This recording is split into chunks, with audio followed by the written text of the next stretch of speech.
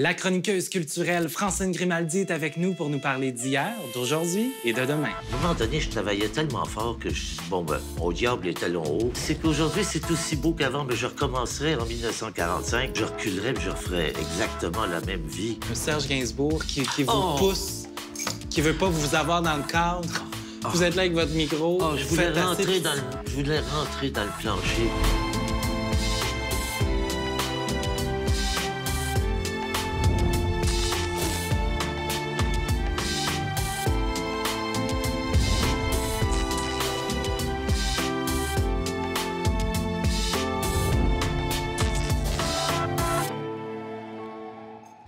Mon invitée aujourd'hui, je pense qu'elle est la seule qui peut se vanter d'avoir commencé sa carrière à peine 18 mois.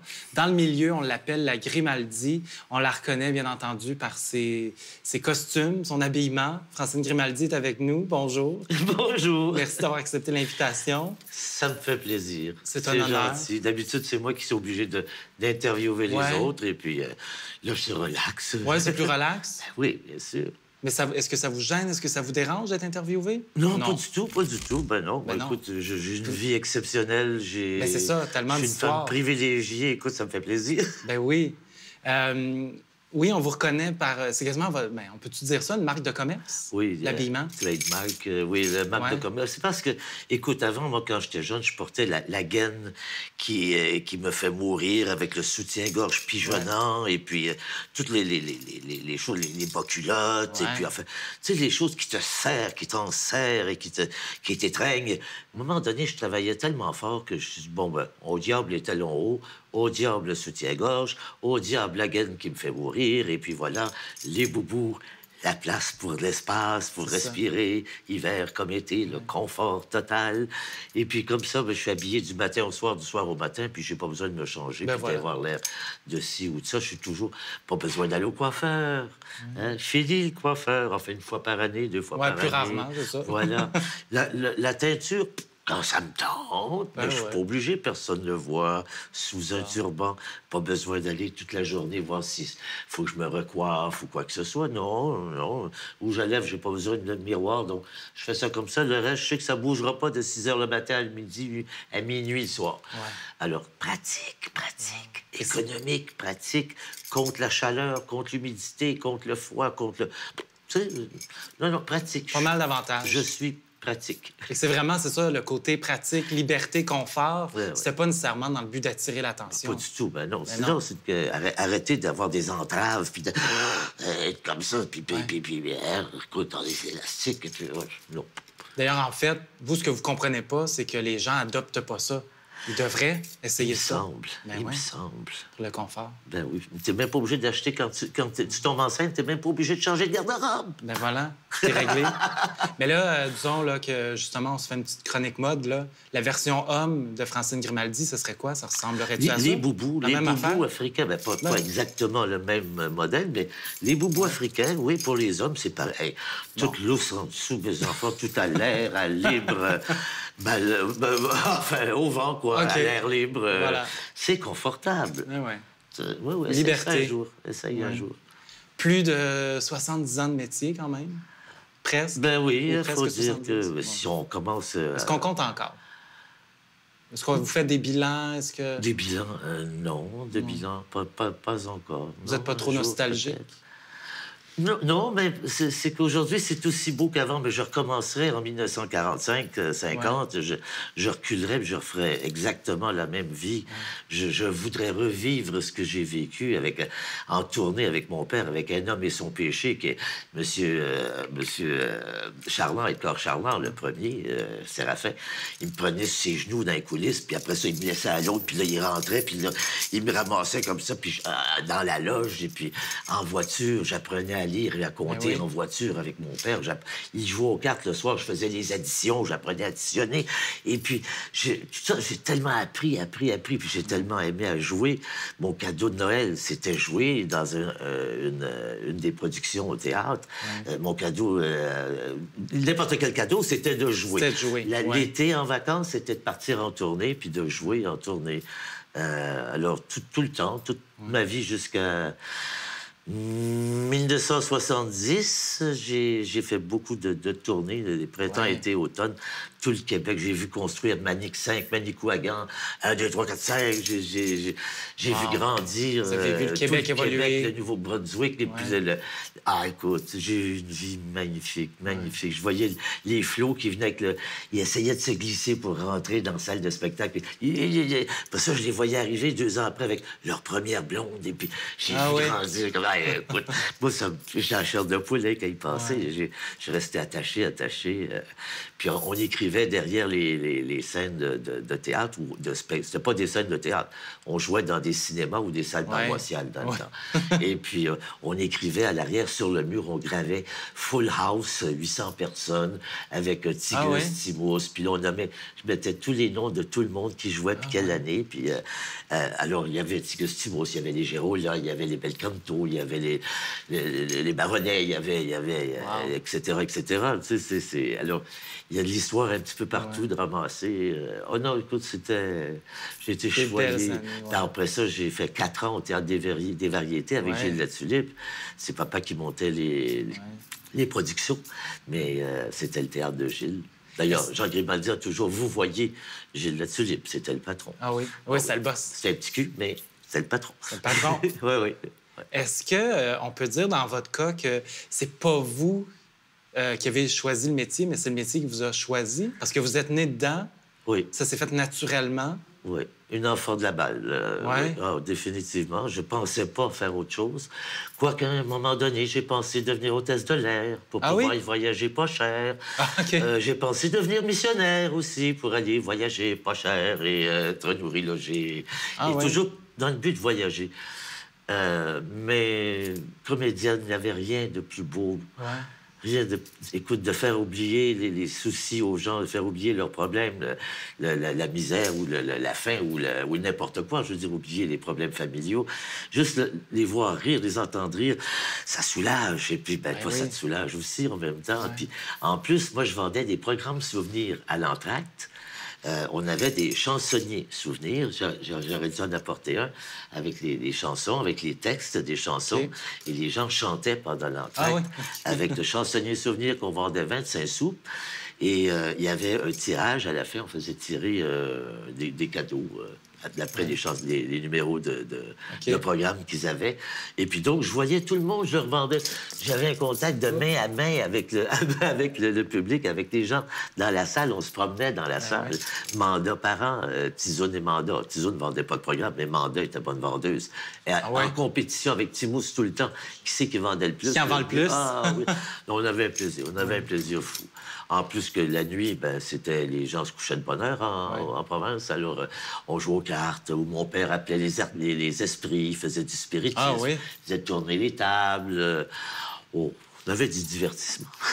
Mais justement, votre père, Jean Grimaldi, comédien, vous arrivez au monde, il vous inclut dans son mode de vie, dans les tournées. C'est pour ça qu'à 18 mois, vous vous retrouvez sur scène à jouer un bébé, à jouer un enfant? Oui. Dans les bras, comme ça. Oui.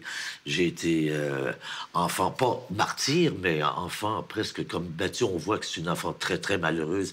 Et c'est Jean Duceppe qui me transporte dans ses bras, comme ça. Je pense que j'avais 2-3 ans. Là. En tout cas, je me souviens plus de la pièce, évidemment. Ça n'a pas marqué ma vie. Mais quand on faisait pour La Passion, dans le temps avant Pâques, on faisait La Passion, on jouait une production musicale avant la comédie, puis avant la vedette qui pouvait être Rina Ketty ou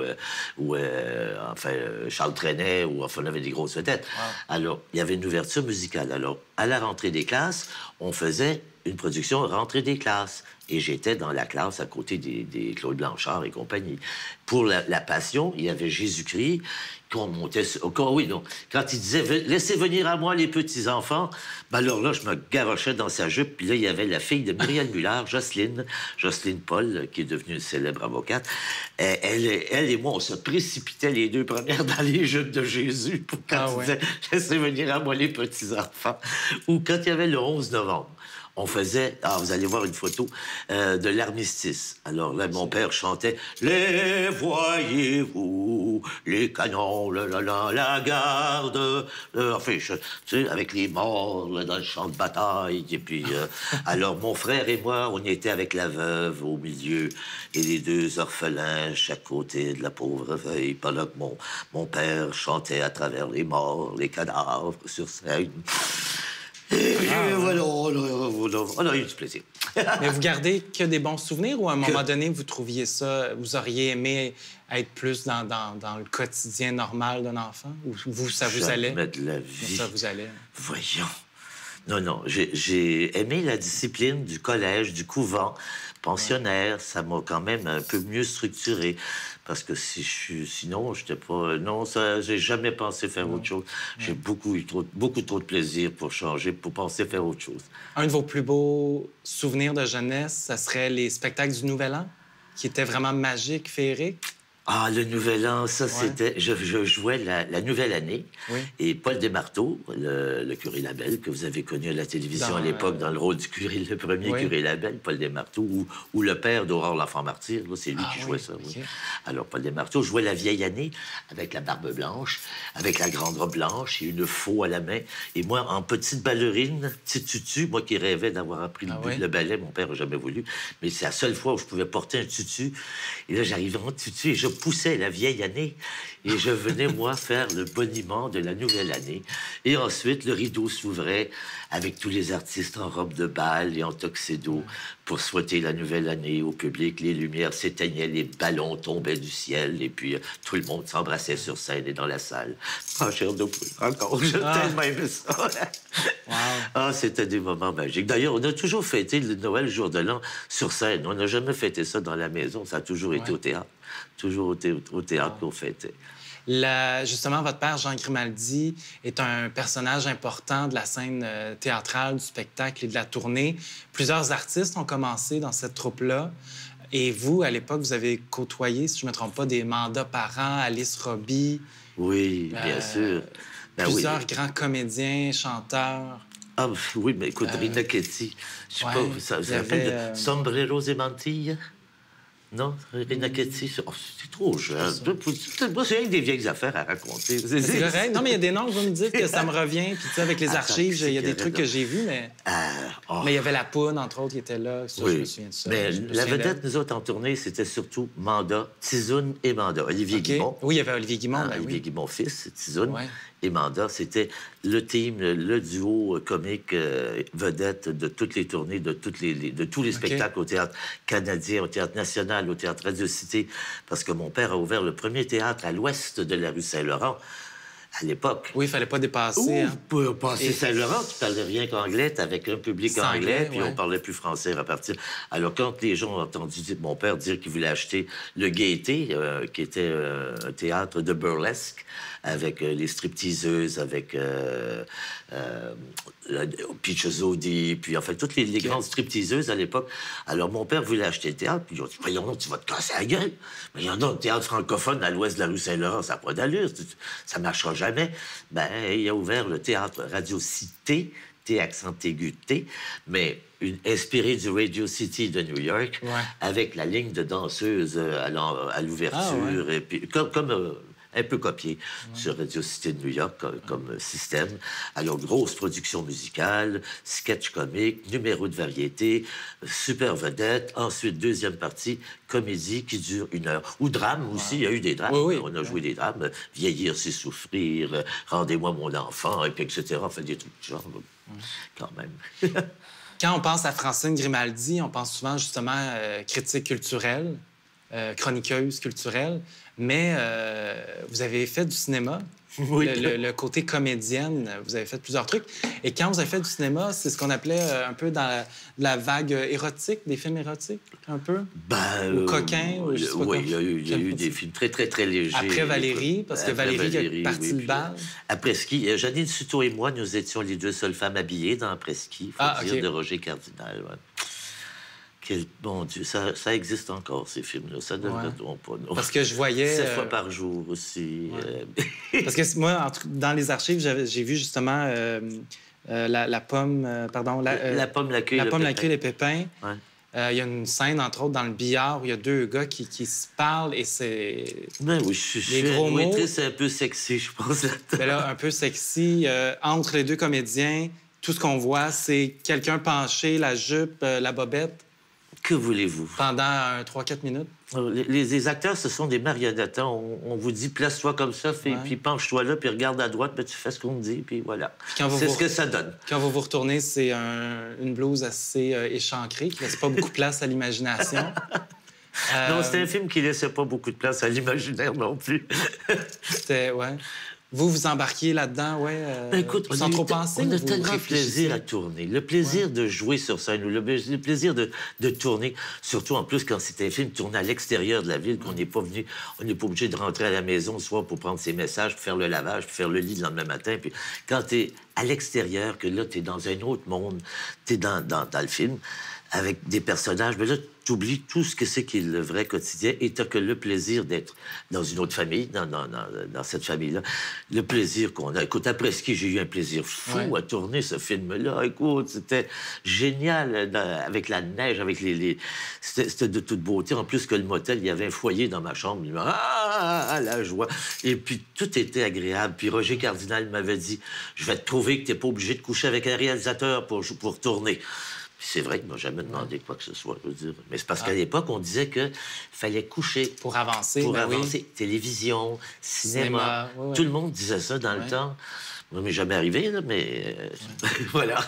Est-ce que papa vous encourage? Est-ce qu'il vous guide? Est-ce qu'il vous conseille? Est-ce que vous échangez avec lui sur hey, « là, j'ai telle proposition, je vais aller passer une audition? » Non. Ou vous faites Non, d'autres trucs? non. Il était fier de ce que je faisais, mais pour lui, c'était plus du théâtre, c'était autre chose.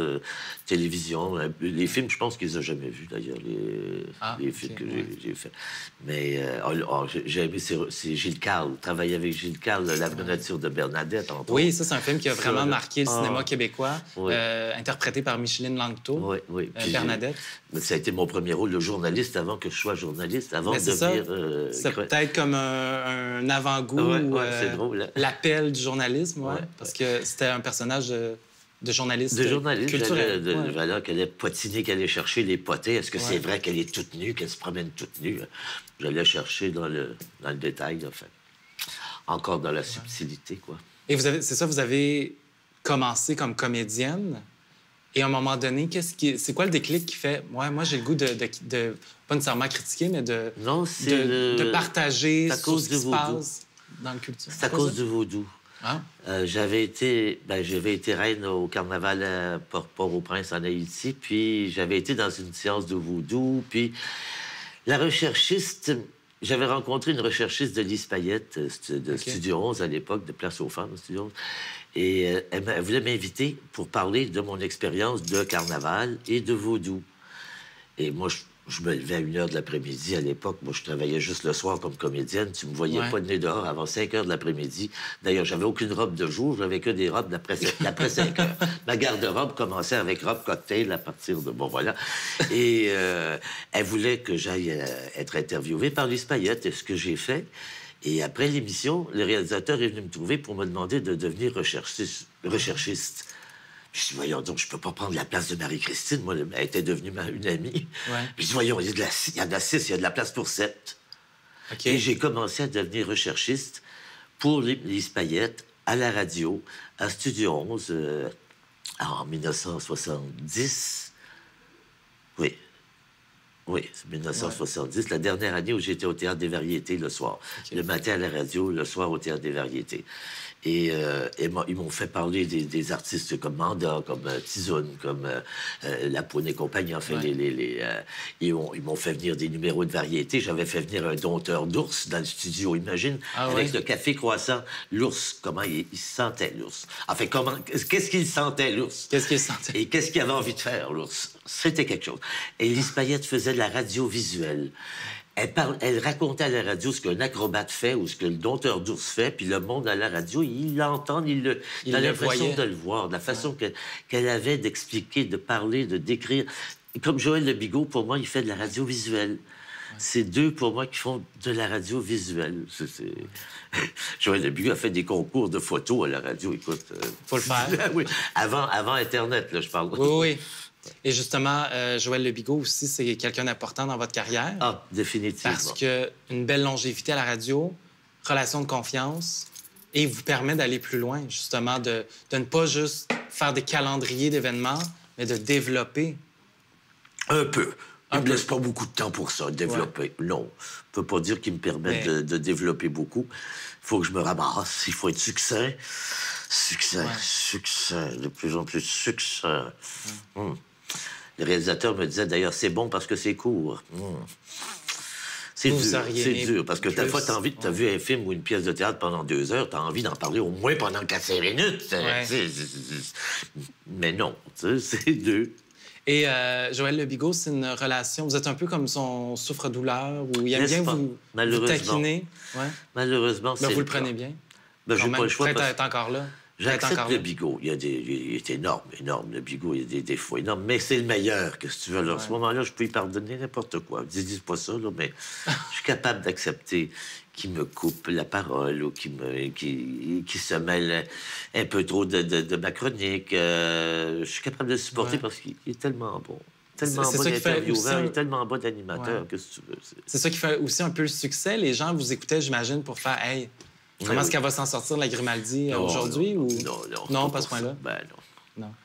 Justement, en parlant de rencontres, vous allez au théâtre, vous êtes une vraie passionnée, vous aimez ça, vous aimez les artistes. Quelle chance que j'écoute. Quelqu'un qui fait juste une chronique de théâtre, ou seulement une chronique de beaux-arts, ou seulement une chronique de musique. Il me semble qu'à un moment donné, t'as envie de changer de sujet, je sais pas, il me semble que tu veux faire d'autres choses.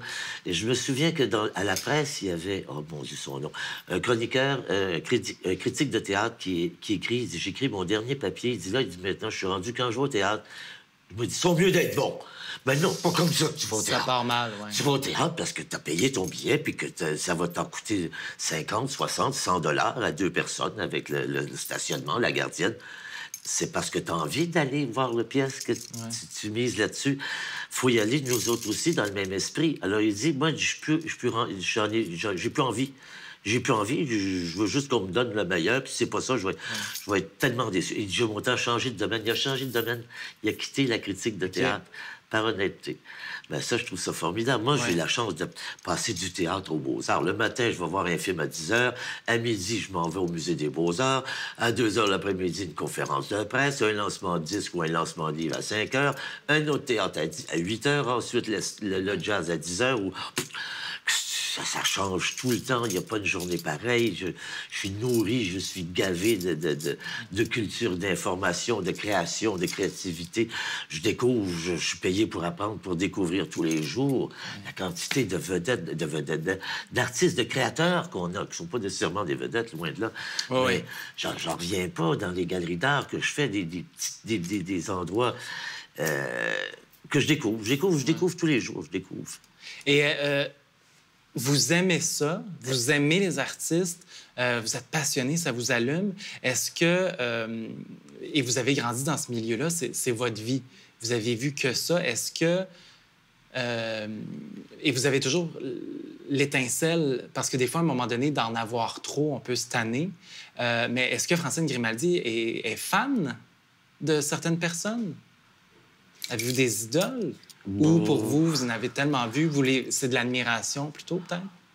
Non, j'ai plein d'admiration pour plein de gens, que ce soit Yannick Nézet-Séguin ou que ce soit Lorraine Pintal au TNM ou que ce soit Filiatro au Rideau ou que ce... Écoute, je peux t'en nommer 350, là. Non, j'ai de l'admiration, plein d'admiration pour plein de gens. Mais vous n'êtes pas une fanatique. C'est comme Bruno Coppens, là, qui était à Montréal pour et il a fait des dessins. Je veux dire, je découvre d'autres talents que lui avait, j'apprends. Écoute, je suis payé pour apprendre. Je suis privilégié de voir tout ce qu'on a de beau. On n'avait pas... ça n'existait pas, les maisons de la culture, dans mon jeune temps. Il y a 20, 30 ans. Ça n'existait pas. Maintenant, les gens peuvent voir les mêmes shows qu'à la Place des Arts, gratuitement, dans la maison de la culture près de chez eux. Des choses comme ça, c'est formidable. C'est formidable. Plein de belles rencontres. Oui. Autant ici que des vedettes Giulietta Massina, avec françaises. Marcello Mastroianni, avec Vittorio... écoute, non, Il y en a plein. il y en a tellement, là, dans Des tous fois... les métiers, dans tous les domaines. Ouais. Tu sais, manger à côté de Sting au Festival de Cannes. Écoute, j'étais assez gêné là, que j'ai même pas posé une question tellement j'étais gêné. Ah non? Il était impressionnant. Il est simple, il est beau, et puis j'étais trop impressionné. J'ai caché mon enregistreuse et je m'en suis même pas servi. Oh. Une honte dans mon métier. Et mais des fois, il y a des surprises. Des fois, ça va un petit peu moins bien. Moi, j'ai vu dans tes archives un Serge Gainsbourg qui vous pousse, qui veut pas vous avoir dans le cadre. Vous êtes là avec votre micro. Je voulais rentrer dans le plancher. Écoute, c'est une conférence publique et on nous dit ils n'accorderont pas d'entrevue privée.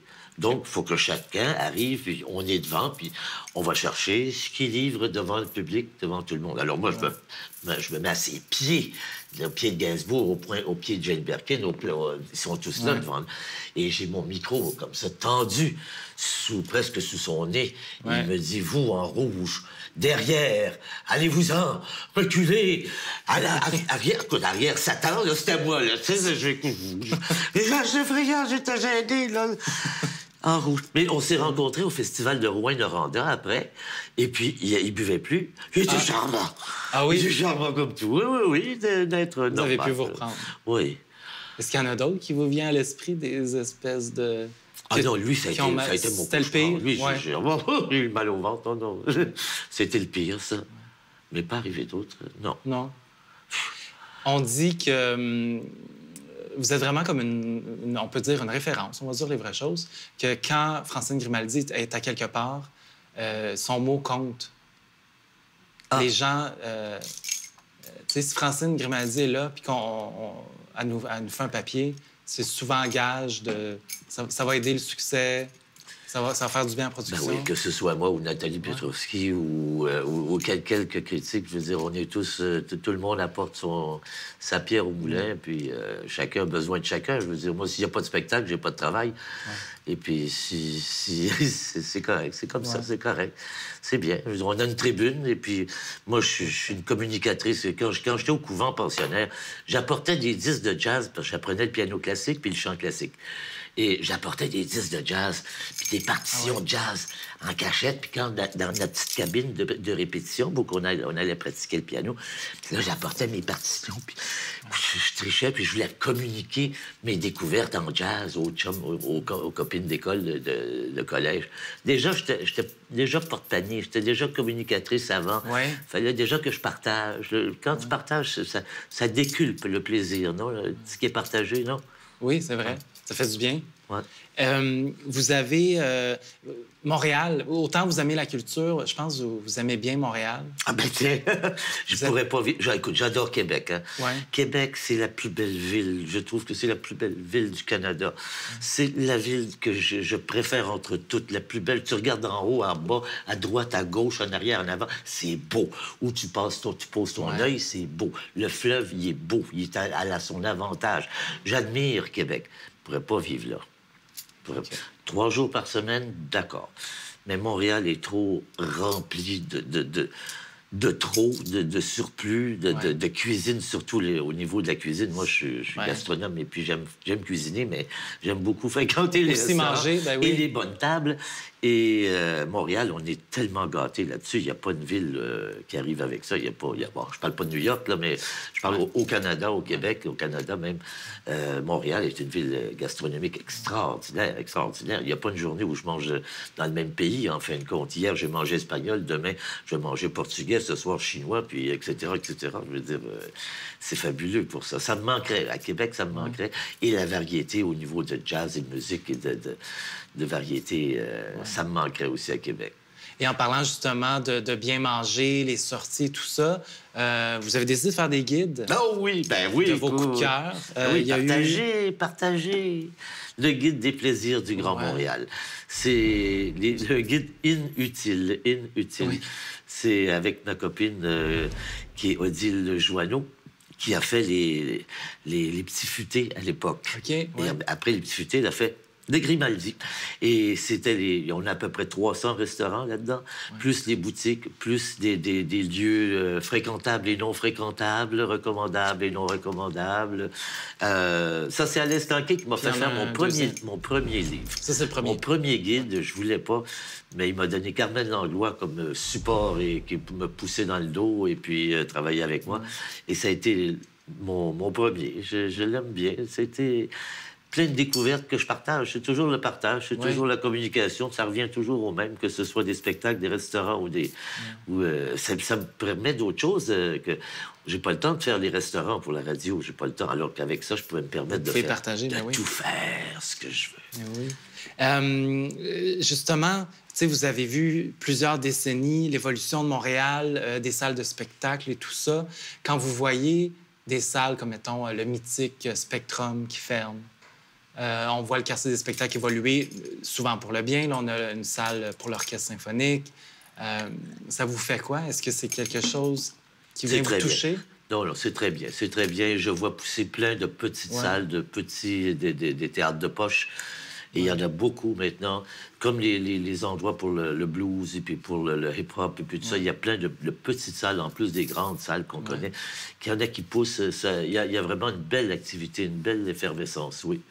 Et par rapport aux artistes que vous aimez tant, quand vous voyez, comme là, présentement, on parle beaucoup des droits d'auteur, il y a la compagnie DEP, le distributeur qui a fermé. Quand vous voyez ces problématiques-là... ça, c'est l'avenir qui va finir par placer tout ça, parce que là, il n'y a pas de réglementation, il n'y a pas de loi, il y a pas de...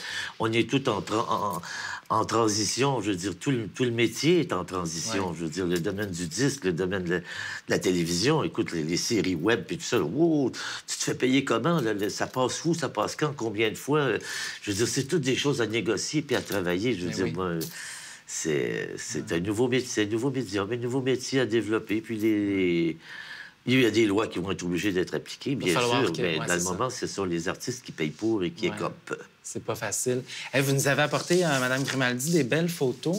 J'aimerais ça qu'on les regarde vite fait. Vous me dites qu'est-ce que ça vous rappelle comme souvenir. Magnifique photo dans une loge. Oui, c'était en tournée avec les Baronnets. Alors, en 65. En 65. Les Baronnets, Jean Beaune, qu'on a reçu ici à l'émission, René Angélil. Oui, bien sûr. René Angélil, personnage marquant dans le monde culturel, quand même. Oui. Vous l'avez côtoyé? Ah ben beaucoup, oui, bien sûr, oui. Ben même dans Presqu'île, c'est avec lui que j'ai la scène, c'est vrai, vous avez même joué avec. La scène de closing, c'est avec lui aussi. Non, c'est un être délicieux, généreux et savoureux, je veux dire, dans la finesse. Il y a tout le côté oriental qui a toujours eu... Chez lui, il y a toujours eu ce petit côté oriental délicat et sensuel. Il y a ça chez lui. Ici, si on regarde cette photo... Ah, ça, c'est le réalisateur Nicolas Declin. Pour femmes d'aujourd'hui, à l'époque, les femmes d'aujourd'hui, c'était les féministes, hein, les femmes en pantalon, puis féministes, même à l'image, féministes. Et Nicolas Declin m'avait engagé pour faire une chronique sur la rue Saint-Laurent, Papaya, Mango et Tour de Babel. C'est-à-dire qu'on partait du sud jusqu'au marché, jusque dans le nord, jusqu'au marché Jean Talon. On faisait le tour du monde en montant, en filmant le long de la rue Saint-Laurent. Puis la réalisatrice avait dit à Nicolas Declin, « T'aimes les femmes exotiques, toi? Pourquoi tu apprends à elle? Pourquoi tu demandes à elle? » On s'était bien entendu. Lui, c'était un latino aussi, alors on s'entend très bien. Vous avez rencontré Superman? J'ai rencontré Superman au Festival des films du monde. Oui, c'est au Festival des films du monde, c'est ça, oui. Il était bien beau bonhomme, puis moi, je me sentais bien petite à côté de lui. Il était genre géant. Hein. Des fois, tu te rends pas compte de la force de la personnalité, parce qu'à l'écran, c'est toujours fort, puis comme tu vois, en général, en personne... On peut être déçu des fois. Oui, généralement, ils sont plutôt faluettes, et puis maigrichons, et puis... Bon, enfin, non, c'est un bonhomme... marqué par le personnage de Superman, destin tragique, malheureusement. Justement, on en a parlé, une équipe super importante pour vous, l'équipe... L'équipe de Joël Le Bigot. Joël Le Bigot avec Ève Christian, avec ses chiens, chacun amène son chien. À l'époque, c'est la vieille garde, ça. On avait un peu plus de liberté, hein. On pouvait traîner nos animaux un peu partout. À l'époque, oui, on pouvait fumer aussi, à l'époque aussi. Oui, Joël fumait le cigare, moi la cigarette.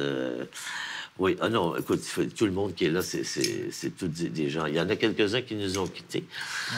Non, mais Gilles Archambault, oui. André Croteau est toujours là. Sylvie Perron. F. Christian est toujours là. Claude Chasson, Joël Le Bigot. Raymond Lebrun. Raymond est retraité. Marc Laurando est toujours là, dans les parages. Roger Laroche.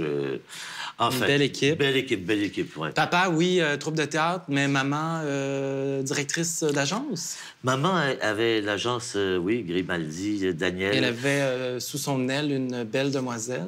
Oui, mais elle m'a jamais trouvé de travail. Non, ça n'a pas marché. Non, j'ai travaillé avec elle dans le bureau à booker des danseuses et des chanteurs et des musiciens dans les cabarets du Québec. C'est ce qu'elle faisait beaucoup. Et à l'époque... Moi, j'essayais de travailler comme comédienne et de faire des sous, parce que le théâtre, c'était pas payant. Hein? On gagnait au début 75 piastres par semaine, 85. Quoique le plus cher que j'ai gagné, c'était 125 $ par semaine au Théâtre des Variétés, à 7 soirs par semaine, 8 shows par semaine, 7 soirs par semaine. Et puis là, je voulais faire des commerciaux et des publicités, parce qu'il paraît que c'est très, très, très payant faire des publicités. Ouais. Alors, on m'a dit, faites-moi un composite. Un composite, c'est ça, une série de photos différentes, cheveux remontés, cheveux bas, courts, longs, etc., différents, pour donner un aperçu de ce à quoi tu peux servir. Alors, j'ai fait ça, ça m'a jamais rien donné. Non. Mais non. Mais c'est beau à montrer aujourd'hui. Des beaux souvenirs. Des beaux souvenirs. Madame Grimaldi, qu'est-ce qu'on vous souhaite? Ah, d'avoir la santé pour continuer à travailler, à jouir de la vie encore une fois, oui. Chaque matin, je me dis, une autre journée de plus. D'ailleurs, j'ai toujours... Non, faut pas le dire, ça. Non? Ben non, parce que si je meurs, ça va être effrayant. Non. Je pense toujours qu'au cas où je mourrais, je laisse toujours un petit quelque chose. Et chaque matin, je dis, je suis pas encore morte, je suis encore là. Ça me fait apprécier un réveil, mot pour ceux qui vous trouveraient le lendemain? Oui. Ah oui? Mais je vais vous dire de quoi. Quand je pars en voyage ou quand je file pas, je fais ça. Ouais. Je me dis, si jamais arrive de quoi, je laisse une note. Bon. Fait que je me sens moins bizarre là, de savoir que vous faites ça aussi. Je suis pas tout seul. Non, ben on sait jamais. On peut traverser la rue, on peut... Moi, j'ai un ami, écoute, il prend la bicyclette, il est en short en été, il prend la bicyclette pour aller faire une course, il meurt d'une crise cardiaque, la police le retrouve, puis ils savent pas qui c'est, il n'y a pas moyen d'identifier ni rien. Il est mort comme ça. McCune, le peintre McCune, mon voisin qui est mort en pelletant, en déneigeant sa voiture à côté de chez moi, là, ça peut arriver n'importe quand. Moi, je suis prête, puis je regrette rien. Non. Je recommencerai tout, puis je regrette rien. Wow. Alors, je suis prête. Mais je suis pas pressé. Non, on vous laisse du temps. Merci. Ouais. Je vais voyager beaucoup. J'ai rien vu encore. Hein. Tellement de pays, tellement d'endroits où il faut que j'aille, j'ai pas encore vu. Il faut que j'aille la santé puis être capable de le faire. Je vous le souhaite. Bonne continuation. Je vous souhaite plein de belles productions, encore plein de belles rencontres avec les artistes. Et merci d'avoir accepté d'inverser les rôles. Merci de m'avoir laissé du temps. Ça m'arrive pas souvent. Non? Bon, on est là pour ça.